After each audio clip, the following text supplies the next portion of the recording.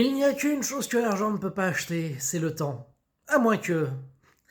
Bienvenue dans ce film d'anticipation de Andrew Nichols, à qui on doit l'excellent Bienvenue à Gattaca, qui nous revient à l'aide de la science-fiction avec Time Out, qui se passe du coup dans un futur où le temps a été maîtrisé et monétisé. En fait, du coup, une personne née avec 25 ans de durée de vie, qui ne s'active qu'au bout de 18 ans, et en gros, le reste, s'il veut continuer à vivre au-delà, du coup, donc 25 plus 18, 43, il doit du coup travailler et tout ça, et gagner du temps.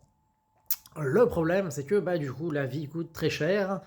Et la plupart des gens déjà arrivent à l'âge de 18 ans avec des crédits et pas mal de leurs 25 ans partent directement là-dedans. Et ça fait qu'en gros, même atteindre 40 ans, ça devient chaud patato quand t'es prolétaire. Alors que chez les riches, il y en a qui ont facile plusieurs milliers d'années sur leur compte en banque, sur le bras. Et voilà, donc on est dans un monde où, au-delà des richesses qui sont canalisées par les plus riches, on a aussi le temps qui devient du coup le dernier rempart qui restait non monétisable, qui devient monétisé. Métaphore ultime, qui en plus de ça, du coup fait que les gens ont physiquement 25 ans. Et ce n'est plus le vieillissement dont il est question, c'est un compte en banque de temps.